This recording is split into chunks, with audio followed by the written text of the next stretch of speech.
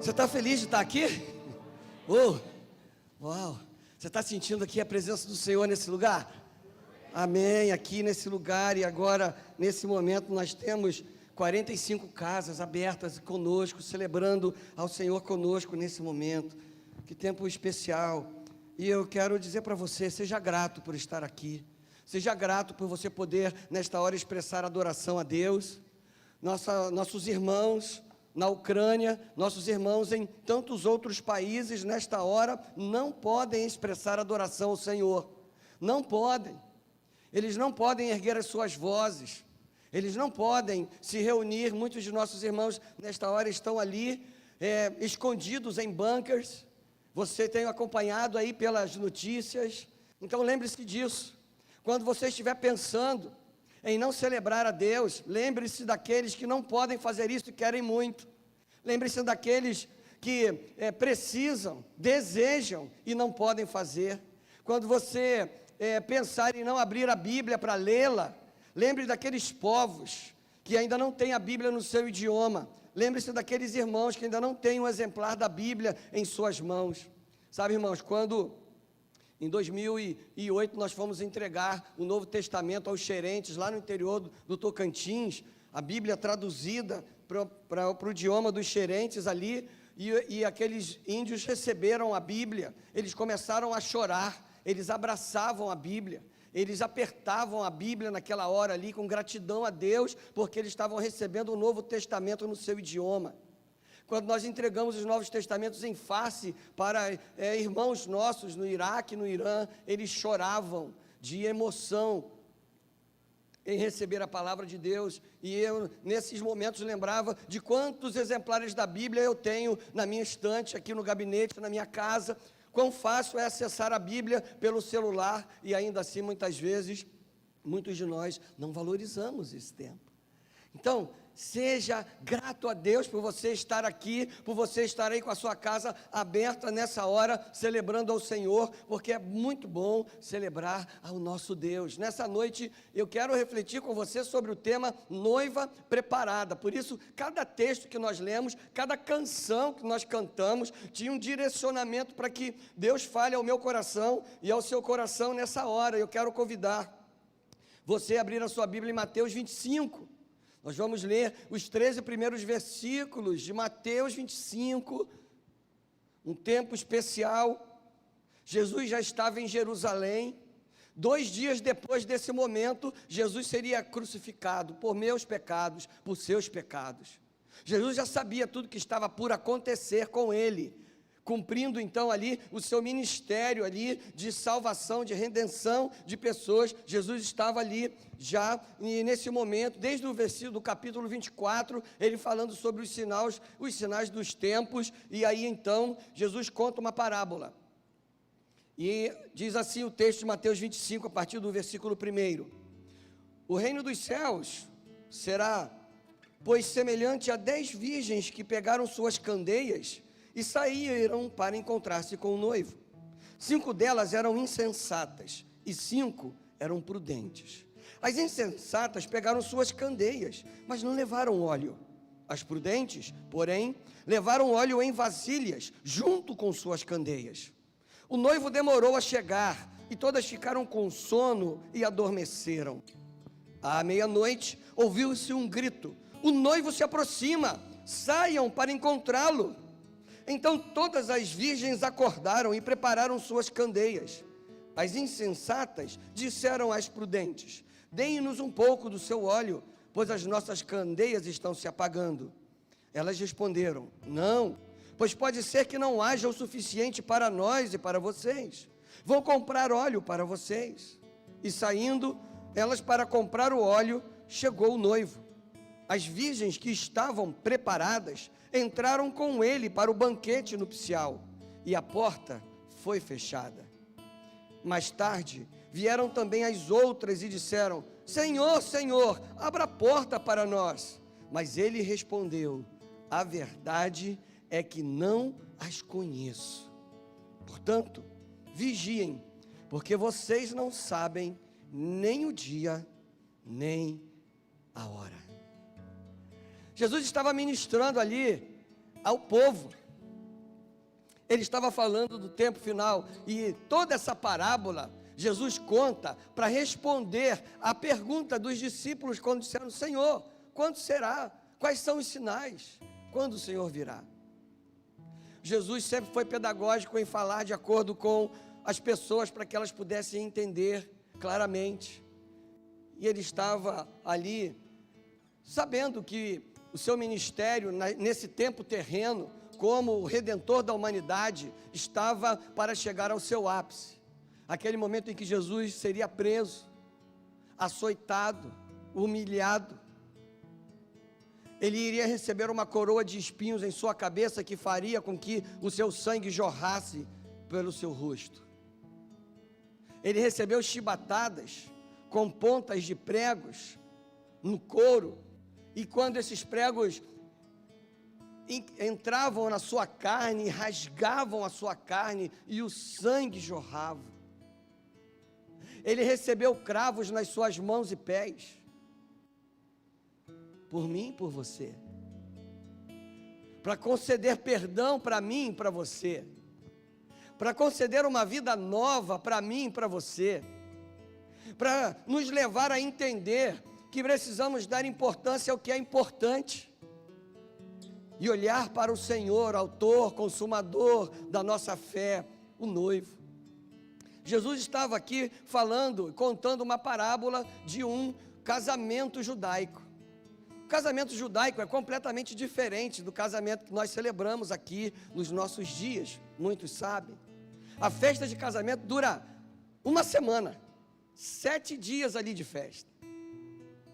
É diferente. Mas é todo um processo. Era um casamento, pelos moldes do que estava acontecendo aqui, um casamento de gente importante ali, porque haviam 10 virgens. Eu quero dizer para você que essas 10 virgens não são 10 noivas. Jesus não estava ministrando um casamento poligâmico, não, essas 10 virgens não eram 10 noivas, essas 10 virgens eram 10 madrinhas, as madrinhas do casamento. E o processo do casamento judaico era assim: os pais, pai da noiva, pai do noivo, faziam ali uma promessa, firmavam ali um compromisso, firmavam ali um contrato, negociavam o dote, e aí, então começava o processo. Logo depois vinha o noivado, né? E aí essa era uma promessa pública, noivo e noiva trocavam presentes, e aí todos então daquela comunidade passavam a saber que aquele casal estava comprometido um com o outro, até que o casamento acontecesse. E o casamento tinha no máximo 1 ano para acontecer depois do noivado. Então a galera que fica noiva aí décadas, né? Enrolando, né? Fica enrolando a galera aí, sabe quem enrola quem? Acabar com isso, no máximo 1 ano. Só que no noivado já era um compromisso sério, para ser quebrado só em termos de divórcio. Maria e José estavam nessa fase, quando o anjo do Senhor vira para Maria e diz: ei, agraciada, tu vai gerar o Messias. Ela já estava comprometida com José e vice-versa nesse tempo. O papel das madrinhas era muito importante, porque esse momento aqui é o momento da abertura da festa nupcial. E as madrinhas então, elas tinham o papel de, quando o noivo ia à noite para encontrar a noiva, na abertura da festa do casamento, as madrinhas saíam e iluminavam o caminho do noivo para que ele encontrasse a sua amada, a sua prometida, numa simbologia de que o próprio Deus, que é luz, iria abençoar esse casamento. E as madrinhas tinham esse papel importante de representar ali a presença do Senhor, abençoando aquela união.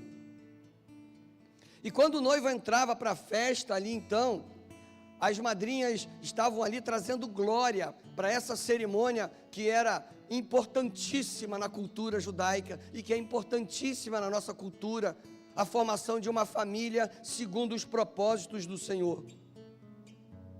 Uma família formada por um homem e uma mulher, como a Bíblia ensina. Esse é o padrão bíblico de família.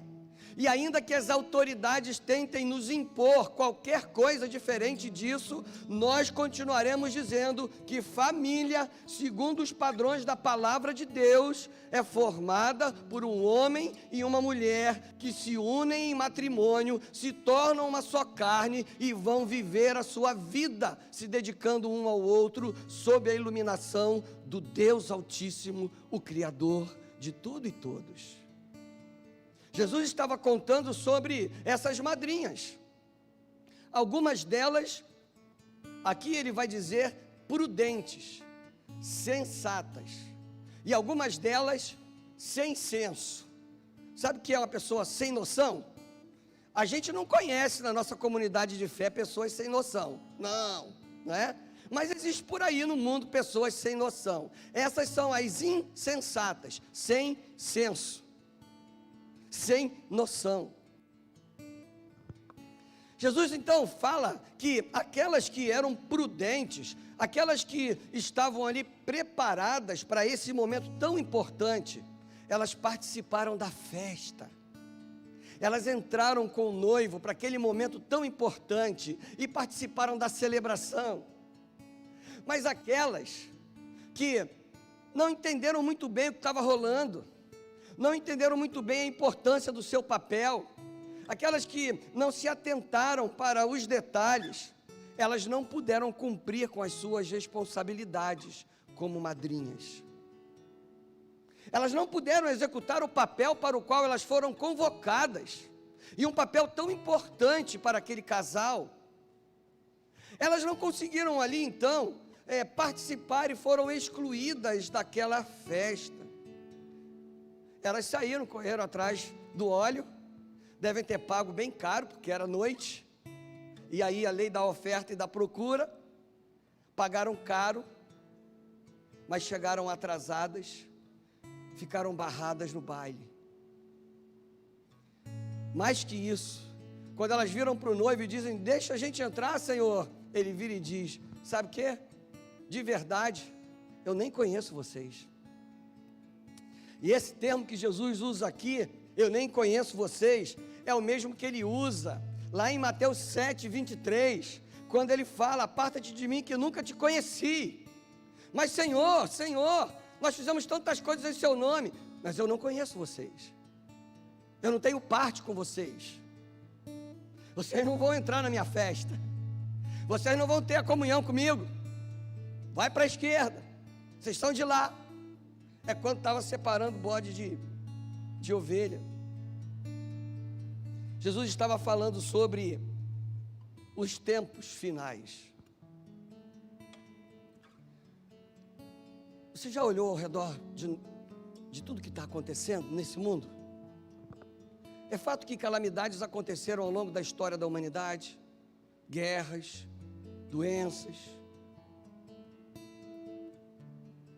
o coração de muitos se esfriando, filhos que não honram aos pais, aqueles que já não dedicam amor à família, governantes corruptos, fazendo o povo sofrer e ranger o dente, que nós estamos vendo nesse tempo. São sinais. Como o próprio Senhor Jesus disse, só o Pai sabe quando será o dia que Ele voltará para buscar a sua igreja. Mas eu quero começar esse momento perguntando, você é uma madrinha preparada ou uma madrinha sem senso? Vivemos um tempo em que o Senhor, Ele quer usar o seu povo. Vocês receberam um vídeo do missionário lá na Ucrânia, e ele estava ali dizendo, minha preocupação agora é proteger meus filhos, minha esposa. Nós estamos aqui, obrigado ao Brasil, ele fala ali, ele agradece ali. Os discípulos estavam preocupados com o sinal do fim dos tempos. Está todo mundo falando sobre isso. E aí começam as teorias, e começam os debates teológicos. E com todo respeito, às vezes o debate teológico não leva a lugar nenhum. Porque às vezes conhece demais dos termos, palavras difíceis e termos ali e acolá, mas não conhecem o Deus de todos esses termos. Por isso o foco tem que ser mantido na minha e na sua intimidade com o Senhor.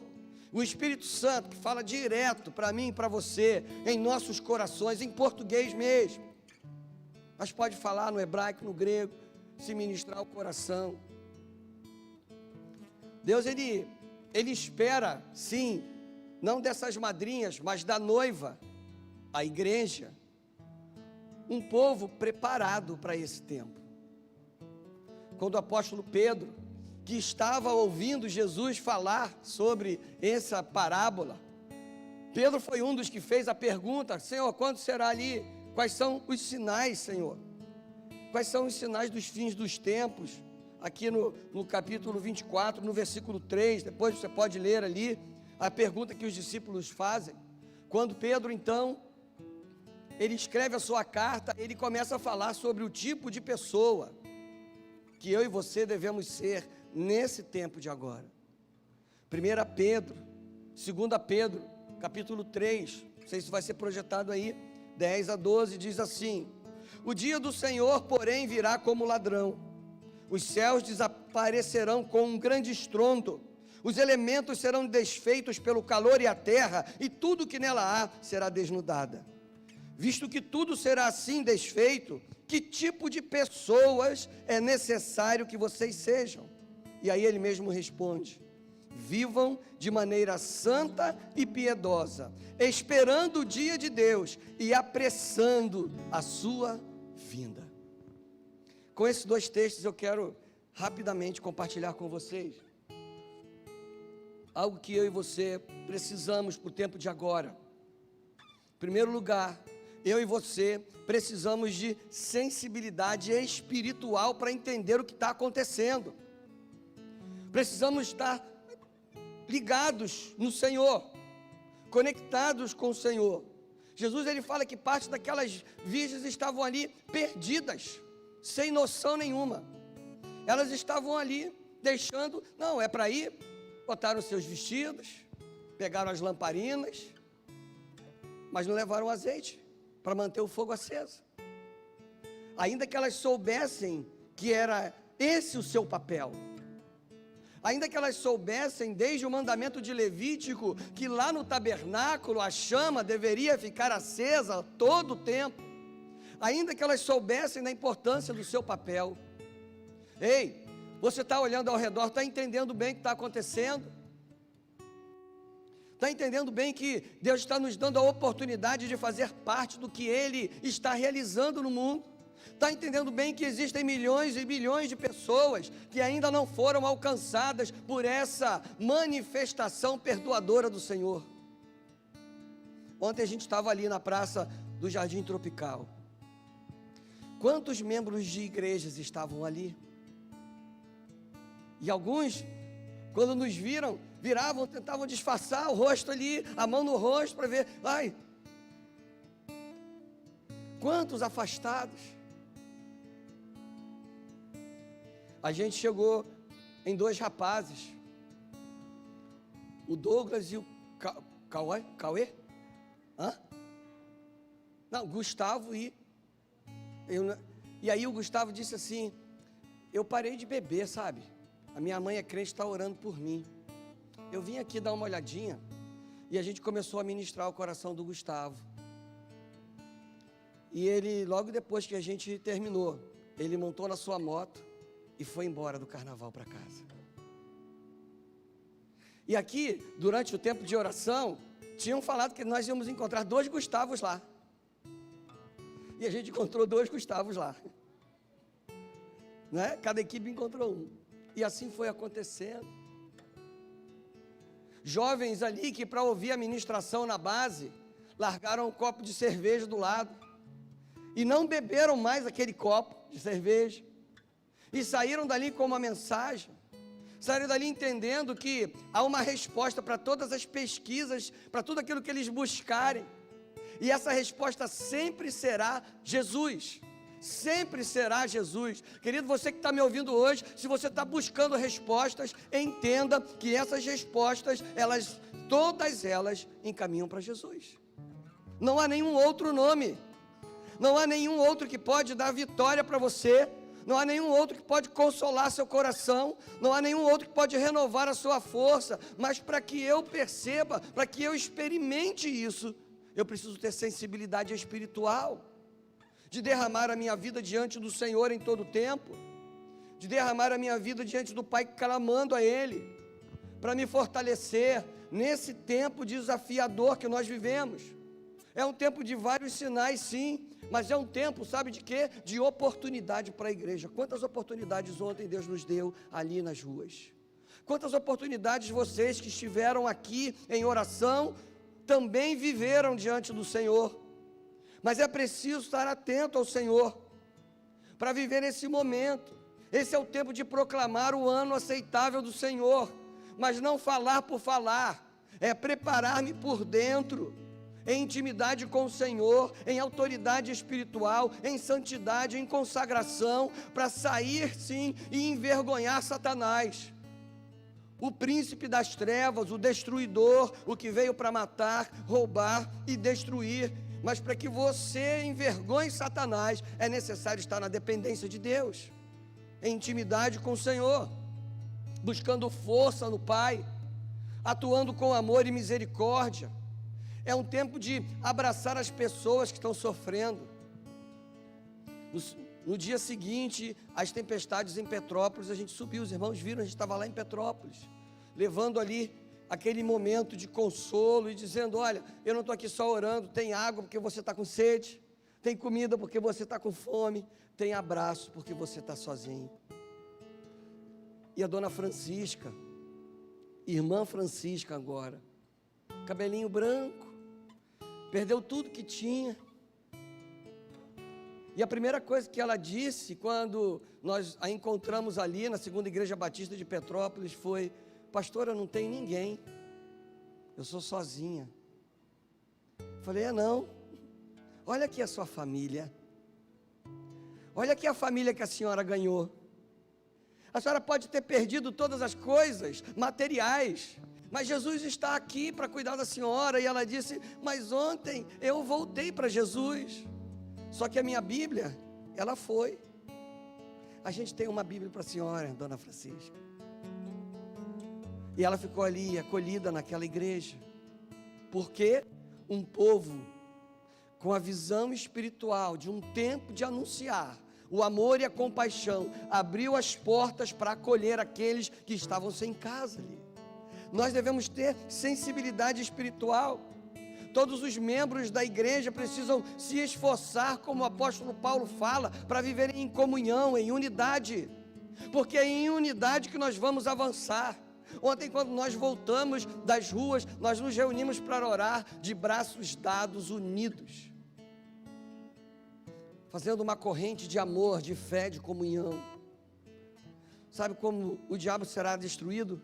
Quando o povo de Deus estiver unido num propósito de servir a Ele, não servir ao seu próprio reino, porque o nosso reino, ele é completamente destrutível, ele é passageiro, ele é perene, ele é perecível, mas o reino do Senhor é inabalável, é eterno. É essa sensibilidade espiritual que eu e você devemos ter, de olhar ao nosso redor, e não ficar de fora dos momentos especiais que o próprio Deus está preparando para a sua igreja, nesse tempo.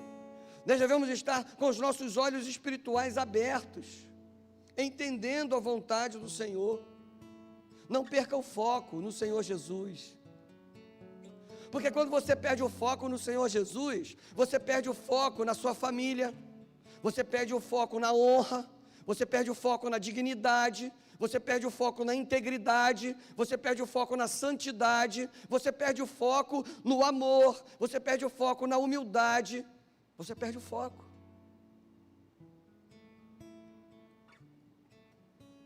E assim, sem força, eu acabo desistindo de tudo aquilo que Deus tem para mim.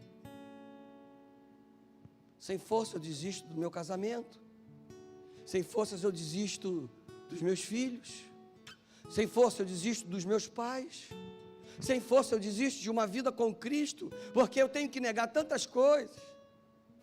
Teve um menino lá, o segundo Gustavo, que ele disse: eu não estou preparado para hoje. Quem estava comigo lá, falando, hoje não, muita coisa para deixar, mas não quero deixar agora. Tá bom, esse aqui é o nosso telefone, cara, a hora que tu precisar de qualquer palavra, é só chamar aqui. Quando você precisar de qualquer resposta, é só chamar aqui. A gente está aqui. Sabe, irmãos, eu sou míope. Agora eu estou vendo vultos. Sei que o pastor Douglas está aqui, porque ele é o mais alto ali, e a máscara dele é grande. Então dá para ver uma mancha preta em cima de algo lilás. Como eu já decorei a posição de alguns, eu sei onde estão todos. Mas sem os meus óculos eu não posso dirigir. Eu vou ter uma noção mais ou menos das coisas. Mas é provável que eu não consiga colocar o meu carro na vaga certa. Eu não consigo falar com alguém, eu não vou conseguir ler o texto.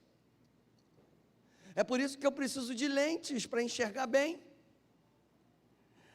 E às vezes nós estamos vivendo nesse tempo de uma sociedade míope, que perdeu a visão. Enxerga um vulto, enxerga Jesus de longe, sabe até como ele é, já ouviu muito dele, já praticou muito o que ele ensinou, mas perdeu o foco, e a coisa ficou difícil. Querido, você quer viver a verdadeira alegria, a verdadeira esperança, o verdadeiro consolo, mantenha o seu foco em Cristo Jesus. Eu e você precisamos de sensibilidade espiritual, de entender, de buscar, dizer, Senhor, me ajuda a entender bem o meu papel e o meu tempo agora. Cada irmão que tem vindo nos cultos de consagração tem sido abençoados. Deus tem curado a miopia espiritual, tem ministrado ao coração, tem falado de maneira clara, tem renovado as forças. Eu e você precisamos de sensibilidade espiritual. Em segundo lugar, eu e você devemos estar preparados. As madrinhas, elas não sabiam quando o noivo ia chegar. Elas não conheciam o futuro. Sabe que eu e você também não conhecemos o futuro. Nós não sabemos o que vai acontecer daqui a um segundo na nossa vida. Nós temos planos e devemos fazê-los e consagrá-los ao Senhor, mas é Ele quem sabe de todas as coisas. Nós não sabemos de nada. É por isso que nós devemos viver preparados. Nós devemos viver ali cumprindo o que o Senhor disse para os seus discípulos: vigiem, orem. Orem para não caírem em tentação, porque o espírito está pronto, mas a carne é fraca. Devemos viver preparados e o inimigo, ele só precisa de uma brecha do tamanho de uma micra para entrar na minha vida e na sua vida e começar uma destruição. Ele precisa de uma pequenina oportunidade, de desânimo, de dúvida. O inimigo, ele quer entrar e semear e lançar sementes na nossa vida que nos afastem de Deus. A primeira semente que ele lançou para afastar a humanidade de Deus foi a semente da dúvida, quando ele vira para Eva e para Adão e diz, Deus não quer que vocês comam ali daquele fruto, vocês vão ficar iguaizinhos a ele. Aí no coração a galera, será que Deus não ama a gente assim então? E aquela dúvida os levou a escolher a desobediência.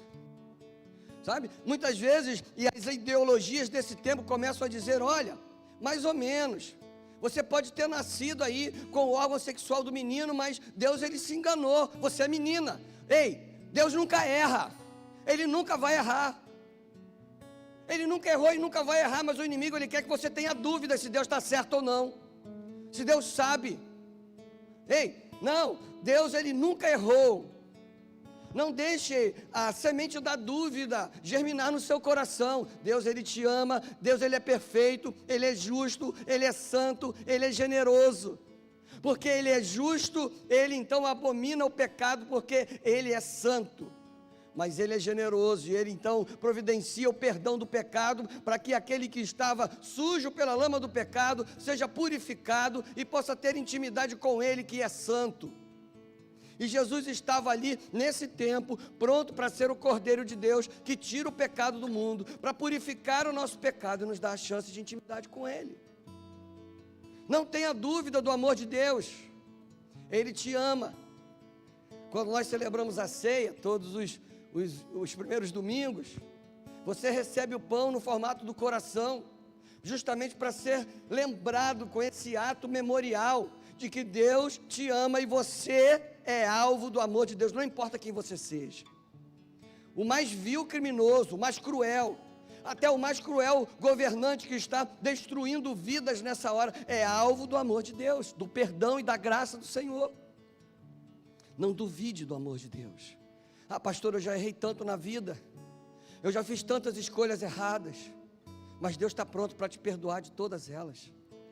Ele está pronto para te dar um recomeço. Ah, pastor, eu não sou importante, ninguém liga para mim, sabe? Eu acho até que eu sou uma pessoa de segunda categoria. Não, querido, para Deus não existe um ser humano sequer de segunda categoria. Ele ama a todos, ainda que você ache que não mereça e não merece, como eu também não mereço. Deus, Ele nos ama, e nos ama igualzinho. Deus, Ele não tem filhos prediletos. Deus, Ele ama todos os seus filhos. Às vezes o inimigo, ele coloca a semente da desobediência. Não, deixa eu curtir a vida, depois eu volto. Deus é tão bom, Ele vai me perdoar, Ele vai me dar uma chance, então deixa eu aproveitar um pouco. Ei, se você está pensando assim, sabe qual é a melhor maneira de você curtir a sua vida? É com Jesus, porque a alegria do Senhor, que é a nossa força, em Cristo Jesus, ela nunca acaba, ela nunca termina.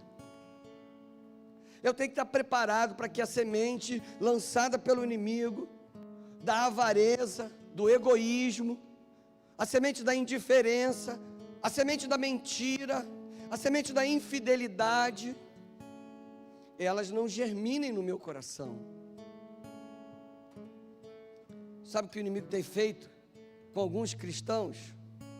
Lançado a semente da soberba, para que pensem assim: eu sei muito, eu posso muito, eu sei mais que o outro.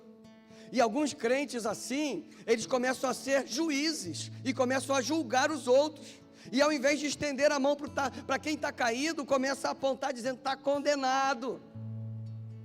E o inimigo, ele fica rindo disso. Mas quando eu estou preparado diante do Senhor, eu refuto essa soberba, eu refuto esse orgulho, porque Jesus, Ele nos ensinou o contrário, Ele nos ensinou a humildade. Ele diz: ei, eu estou aqui, eu sou o Filho do homem, mas eu não vim para ser servido, eu vim para servir. Eu lavei os pés dos meus discípulos, eu curei os enfermos, eu libertei os cativos, tudo por compaixão. Jesus deu exemplo para mim e para você. Nós devemos estar preparados para apresentar a qualquer um que nos pergunte a razão da nossa esperança, como diz o apóstolo Pedro. E isso deve acontecer em todos os lugares onde nós vamos. É lá na sua casa, o seu primeiro desafio. Como é que você diz que é servo do Deus Altíssimo, que é perdão, e você não perdoa a pessoa que mora na mesma casa que você? Como é que você diz que é servo do Deus Altíssimo, que é generoso em perdoar, e você só acusa os erros do outro na sua casa? O seu cônjuge, os seus filhos, os seus pais. Como é que você pode dizer que é servo do Deus Altíssimo, santo e puro, e saem da sua boca palavras que ferem, palavras de baixo calão? Tem uma incoerência entre atitude e prática. Quando eu não estou preparado diante do Senhor, eu falo uma coisa e vivo outra. E quem está em intimidade comigo, vê que há incoerência. Sabe, querido, se esse é o seu caso, Deus hoje Ele quer alinhar tudo isso e acertar. Ele hoje quer dizer, opa, vem aqui, eu quero te preparar, o meu Espírito Santo vai habitar em você, vai dirigir seu coração, vai falar através de você, vai agir através de você, vai alinhar a sua vida com os meus propósitos. Nesse ano, muitos dos nossos jovens vão começar os seus cursos universitários, outros já estão no meio, no fim, né, Letícia? Sabe, querido, não importa onde você esteja, no seu lugar de trabalho, no seu lugar de estudo, na sua vizinhança, na sua casa, Deus tem um propósito para a sua vida. E sabe qual é? Ser sal da terra e luz do mundo.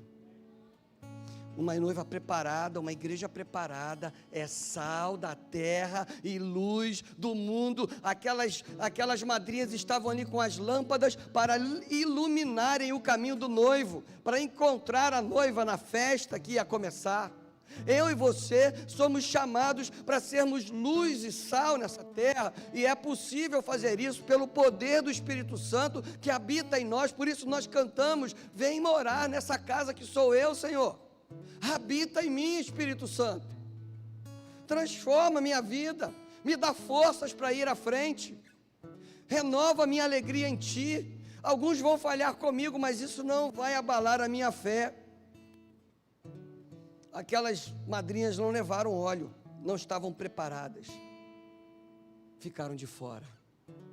Como é que eu me preparo, pastor? Como é que eu me preparo na presença do Senhor? Em primeiro lugar, crendo que Ele é Senhor, crendo que Ele é Salvador. Mas eu já creio nisso, crê mesmo? Você confia mesmo? Você entrega mesmo para o Senhor tudo?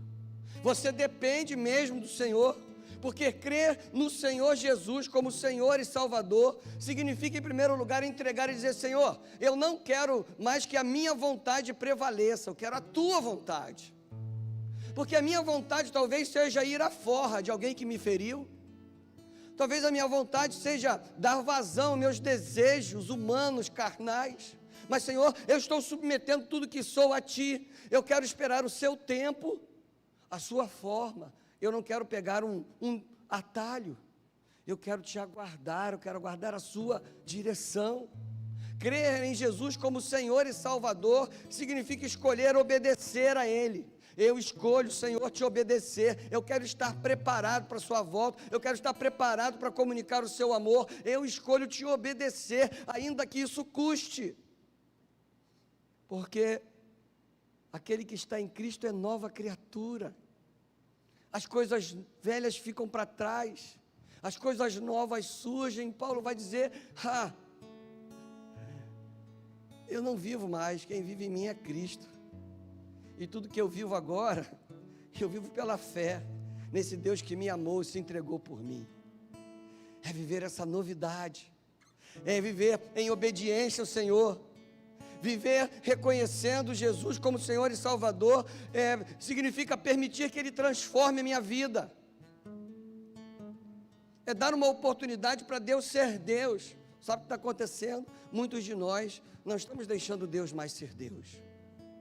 Eu sei qual é a vontade que Deus tem para a minha vida, mas eu quero viver a minha vontade. Eu vou colocar Deus no cantinho por um tempo. Ele vai ficar sentadinho ali. E eu vou fazer o que eu quero. Isso não é reconhecê-lo como Senhor, ainda que com a boca eu professe meu Senhor, meu Salvador, mas com o meu coração eu vivo como que Ele estivesse num canto, deixado de lado. Viver crendo em Cristo como Senhor e Salvador é deixar para trás. Ontem jovens deixaram para trás. O cara tinha acabado de comprar um latão de cerveja. E aí o pastor Douglas abordou. Ele colocou no chão assim, deixou de lado, tinha acabado de pagar aquela cerveja ali, para ficar com foco no que a palavra estava fluindo através da vida do pastor Douglas. Isso é deixar para trás. Isso é deixar para trás os meus próprios interesses para viver a vontade do Senhor. É deixar para trás o meu desejo de desistir da minha casa, do meu casamento, da minha família para viver. Não, Senhor, vem aqui e restaura. Eu quero Te obedecer e eu sei que Tu és o Deus da família.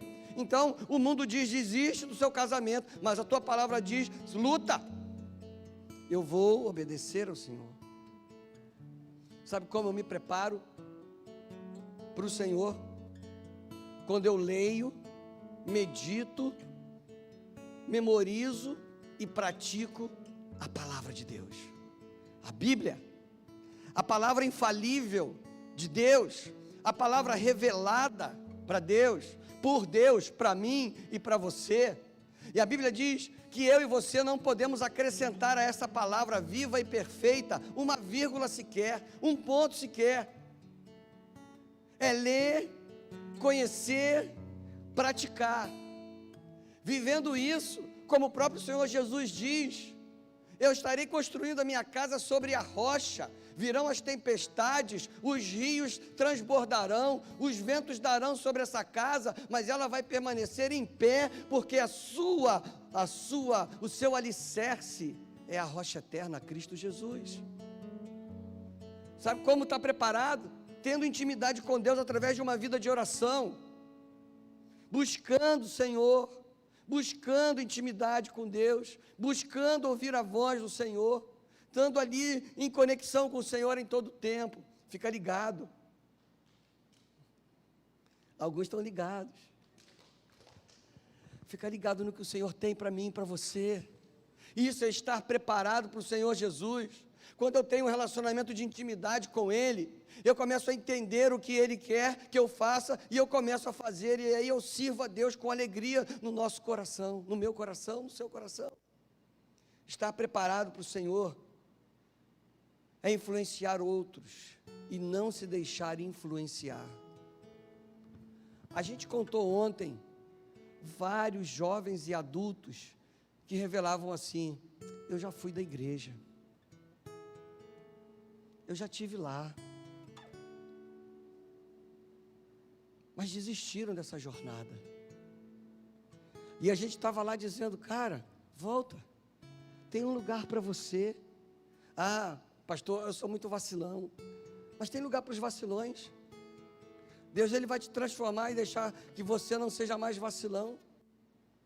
Tinha muitos ali, muitos que, ao invés de influenciar os seus amigos, foram influenciados pelos seus amigos. Alguns que, ao invés de, e no momento que receberam um convite para estarem ali pulando o carnaval, dizendo: nada, cara, vamos orar, vamos louvar o Senhor, vamos ter um tempo, foram juntos. Nós não devemos olhar para essas pessoas acusando, porque essa é a tendência de muitos. Mas nós devemos olhar para essas pessoas amando e dizendo: ei, tem algo melhor para você aqui, e eu estou aqui do seu lado para te ajudar a voltar. Quando eu estou com intimidade com o Senhor, eu sou usado para influenciar, para ajudar, para estender a mão e não apontar os dedos. Sabe, uma igreja preparada é uma igreja que vive em comunhão. O autor dos Hebreus vai virar e dizer: não deixe de se reunir como igreja.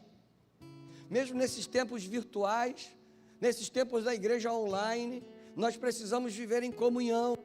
É no olho, é orando uns pelos outros. É assim que eu me preparo.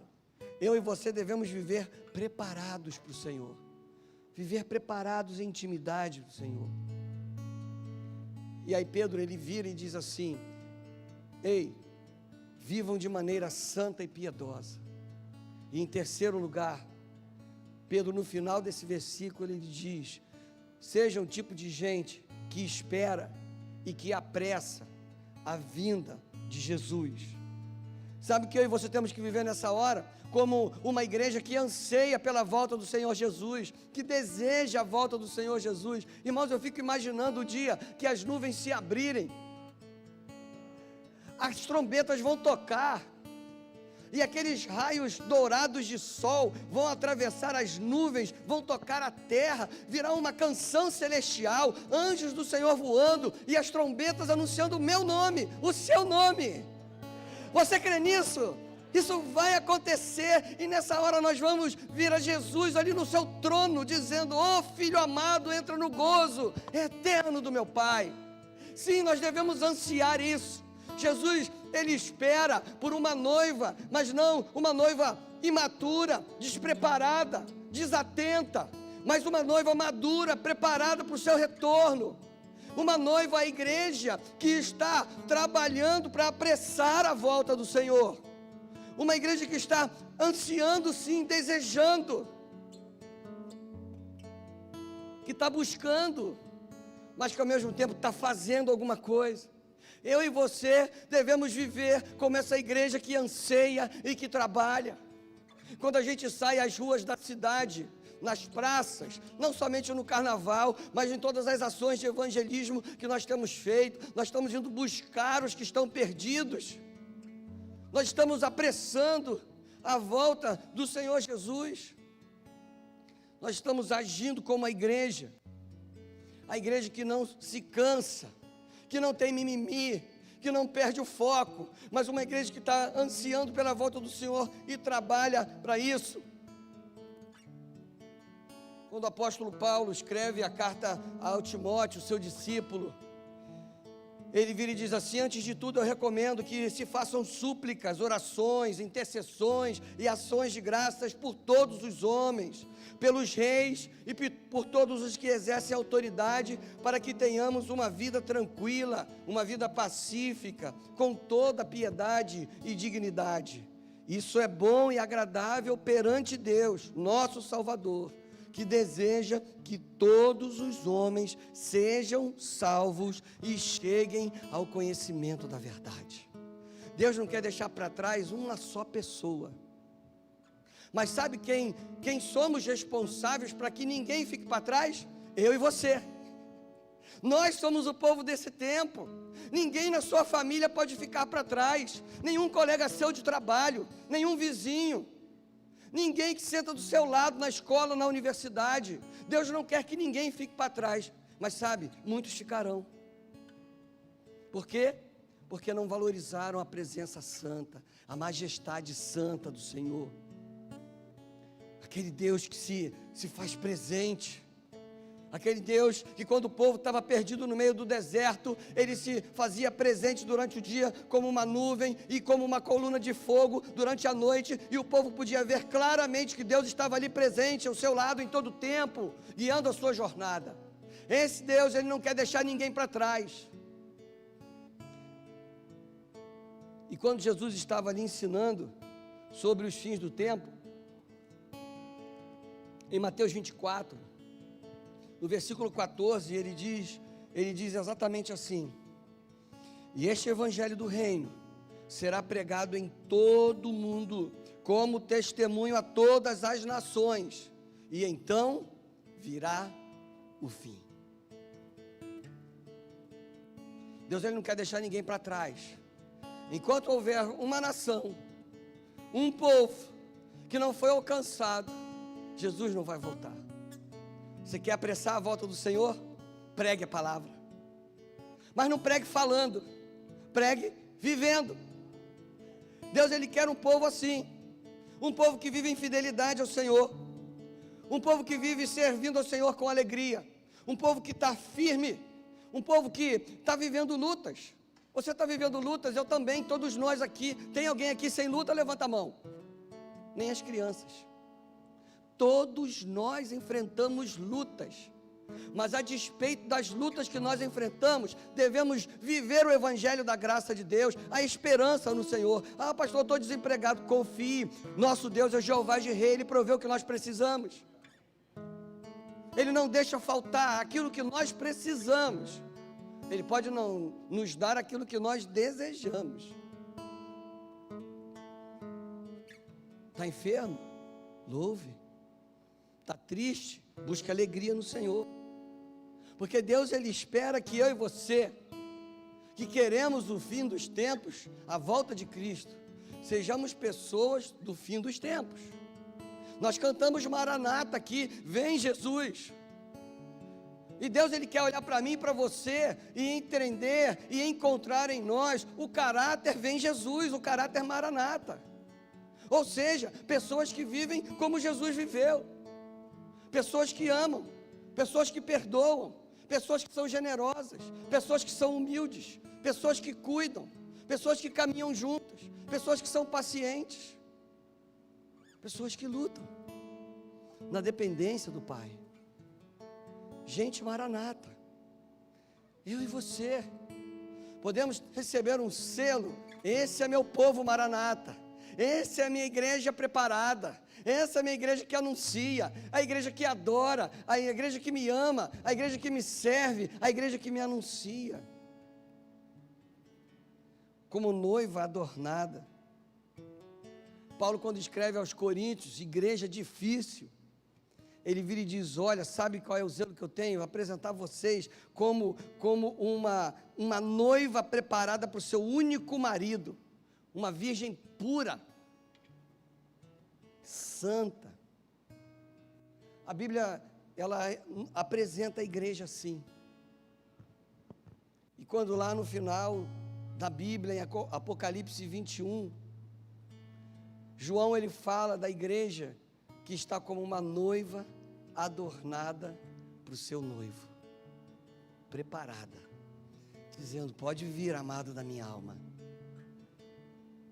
sem medo, porque eu sei para onde eu vou, sem medo, porque eu sei que os meus pecados já foram perdoados, sem medo, porque eu venci a soberba, o orgulho, a avareza, a ganância, sem medo, porque eu vivo o caráter de Jesus, o Deus que ama, o Deus que vive na verdade, o Deus que perdoa, o Deus que é puro e santo, o Deus que é soberano, o Deus que, como filho, veio e obedeceu a ordem do Pai de ser o Cordeiro de Deus que tira o pecado do mundo. Como o próprio Deus se veio humilde, se dispôs, derramou compaixão e misericórdia.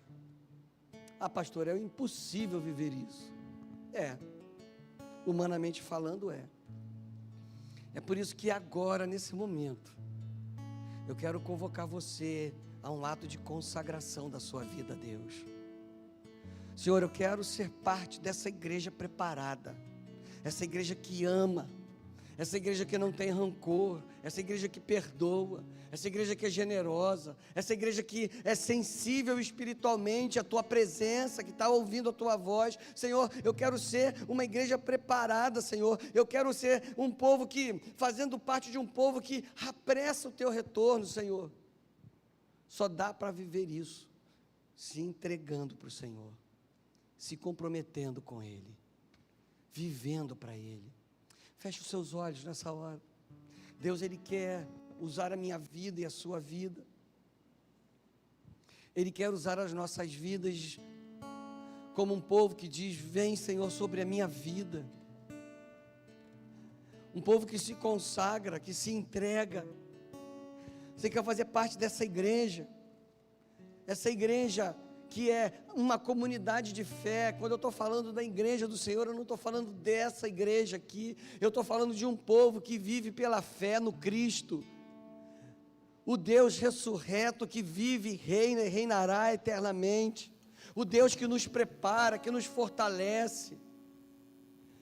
E para viver isso é preciso se entregar, é preciso se consagrar, é preciso se comprometer. Jesus, eu estou aqui, eu me comprometo a lutar contra o mal que tenta dominar a minha vida. Eu rejeito tudo aquilo que não te agrada. Senhor, eu abro o meu coração para o Senhor. Senhor, eu abro, ó Deus, os meus ouvidos para ouvir a sua voz. Senhor, eu quero que o Senhor abra os meus olhos para poder ver a tua vontade. Senhor, eu estou colocando a minha vida diante de ti. Senhor, eu preciso de uma vitória impossível aos meus olhos, porque tudo aquilo que não te agrada tem me rondado, tem me cercado, tem me acorrentado. Eu quero dizer para você hoje que há liberdade para você nesse lugar, há novidade de vida para você nesse lugar. Só basta um ato de entrega e de consagração, só basta um pedido, dizendo: Senhor, aqui estou, toma minha vida em tuas mãos, faz tudo novo, Senhor.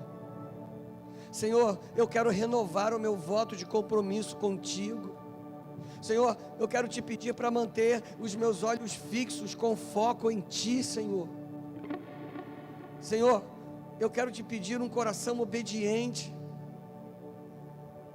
Eu estou indo por um caminho Eu estou escolhendo fazer algumas coisas que eu quero, sem me importar se isso é o que o Senhor tem para mim, mas hoje eu quero parar com isso. Se você nessa noite quer pedir ao Senhor, me ajuda, toma minha vida, aí onde você está, fica em pé, eu quero orar por você. Senhor, estou aqui, Deus abençoe. Senhor, eu quero dar mais passos, mas eu não tenho forças, eu preciso de Ti, Senhor, toma minha vida. Você quer pedir isso para o Senhor? Fique em pé onde você está, eu quero orar por você nessa hora. Senhor, esse carnaval está todo diferente, sim, e vai começar a ser mais diferente, com a sua entrega, a sua consagração ao Senhor. Senhor, eu acho que eu não tenho importância para ninguém, mas Deus está dizendo para você nessa noite, você é importante para Ele, sim, Ele se importa com você. Se você quer colocar a sua vida diante do Senhor nessa hora, fique em pé onde você está, eu quero orar por você. Deus abençoe, Deus abençoe. Senhor, eu quero começar algo novo nessa noite contigo. Trabalha dentro de mim, cura aquilo que está me impedindo de viver a tua vontade. Senhor, às vezes eu acho que eu sou muito bom, muito boa, sou muito melhor que os outros. Eu te peço perdão por isso e peço a unção da humildade sobre a minha vida. Se você quer pedir isso ao Senhor, fique em pé onde você está hoje.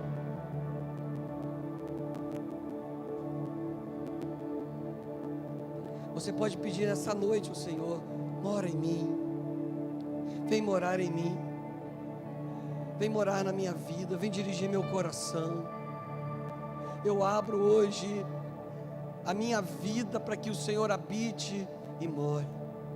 Talvez um casal aqui nessa noite queira dizer: Senhor, fortalece o nosso lar, fortalece, Senhor, a nossa união. Senhor, nós queremos honrar ao Teu nome, então estamos te convidando, vem morar em nosso lar, morando na minha vida. Você quer pedir isso para o Senhor hoje? Fique em pé onde você está. Senhor, eu quero alinhar o meu comportamento, o meu relacionamento. Eu quero pedir a Tua bênção sobre o meu namoro. Eu quero pedir a Tua bênção sobre o meu casamento, sobre o meu noivado. Senhor, vem morar nesse relacionamento. Você quer convidar o Senhor para morar na sua vida, no seu relacionamento, no seu casamento hoje? Fique em pé onde você está. Quero orar por você. Nós vamos cantar essa canção mais uma vez, pedindo: vem morar em mim, Senhor. Vocês podem ficar em pé, todos nós. Você que ficou em pé, vem aqui nesse lugar aqui à frente. Eu quero convidar você para se colocar aqui, e eu quero orar por você. Nesse ato aí de ousadia, pode sair do seu lugar e vir. Mesmo você que naquele momento não ficou em pé, mas nessa hora, vem aqui dizendo: Senhor, está aqui a minha vida, está aqui a minha casa, está aqui o meu coração. Pode sair do seu lugar e vir, ficar aqui à frente. Eu quero orar por você. A gente vai interceder por sua vida. Só bater que eu. Você quer dizer: Senhor, estou abrindo hoje, Senhor. Estou abrindo a minha porta, a porta da minha vida para Ti. Entra. Só bater que eu vou abrir pra você entrar.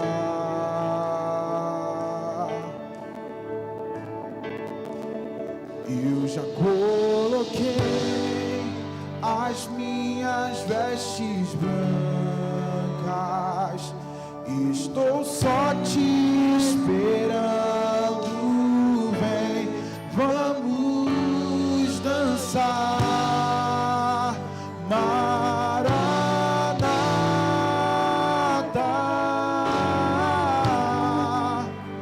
Maranata.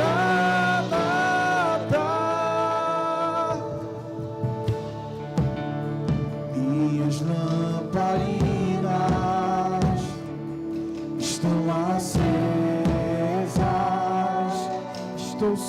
te esperando. Só estou esperando o barulho dos seus passos em direção à porta. É só bater que eu vou abrir pra você entrar. Só bater que eu vou abrir pra você entrar. Diga bem forte, eu já coloquei as minhas vestes brancas. Estou só te esperando. Vem, vamos dançar. Maranata,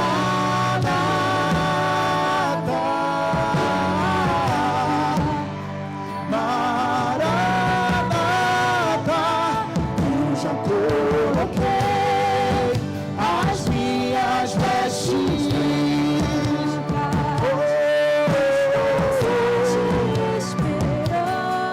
Quantos anseiam por Ele dançar? Maranata,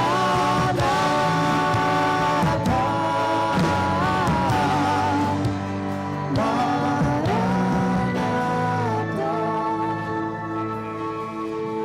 Tem fogo nos olhos, eu não imaginava que era lindo assim, que era lindo assim. Será que você pode voltar os seus olhos para Jesus nessa hora? Todos olhando para Jesus, todos olhando para Jesus. Pode morar. Tem fogo nos olhos, eu não imaginava que era lindo assim, que era lindo assim, meu noivo esperado.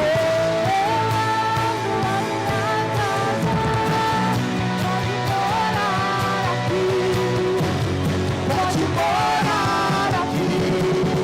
Tem fogo nos olhos, eu não imaginava que era lindo assim, que era lindo assim, meu noivo esperado. Eu abro a minha casa, pode morar aqui,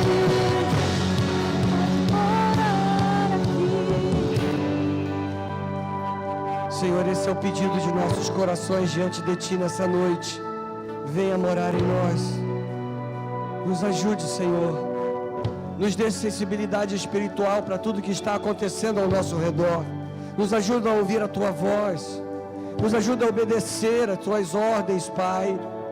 Nos ajude, ó Deus, e nos prepare como igreja Tua, Senhor. Nos fortaleça, Deus.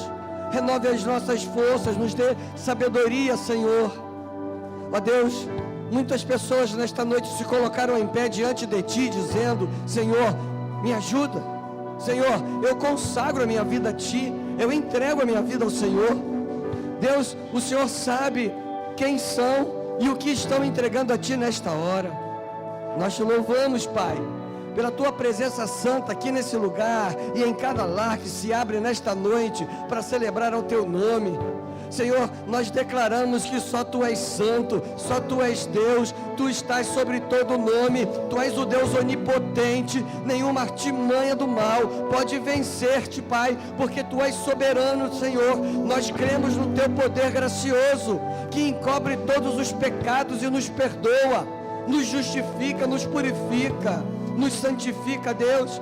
Tu és um Deus onisciente, Tu conheces o que cada um colocou diante de Ti agora. Ó Deus bendito, Tu és um Deus onipresente, Tu estás aqui, o Senhor está em cada lar que se abre, ó Deus, a Tua presença é marcante, Senhor, e nós te pedimos, Pai, que ao longo desta semana, Tu estejas ao nosso lado, como o Senhor mesmo prometeu, estar sempre conosco, até a consumação dos séculos, que a nossa fé seja inabalável em Ti, que os nossos olhos estejam voltados para Ti, ó Deus. Abençoa cada lar aqui representado nesta noite. Meu Pai, dirige os nossos passos.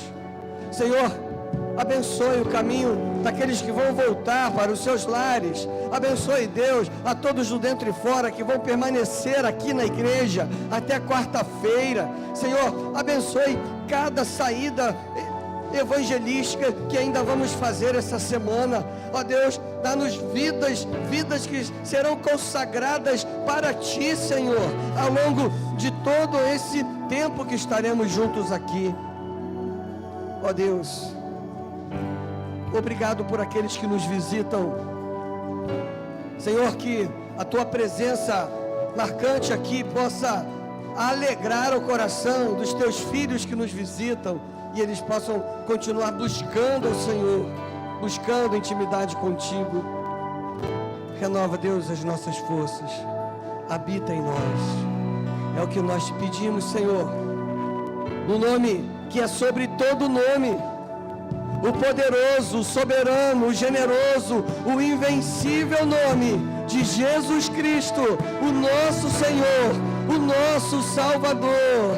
E agora, que o bondoso amor de Deus, o nosso Pai, que a maravilhosa graça de Jesus Cristo, Filho, o nosso Salvador, e a comunhão, as doces consolações e o poder do Espírito Santo de Deus estejam presentes em nossas vidas, hoje e para todo sempre. Amém. Você que se colocou em pé e que deseja falar comigo, com um de nós aqui, quando acabar, nos procure aqui à frente. Tem fogo, tem fogo.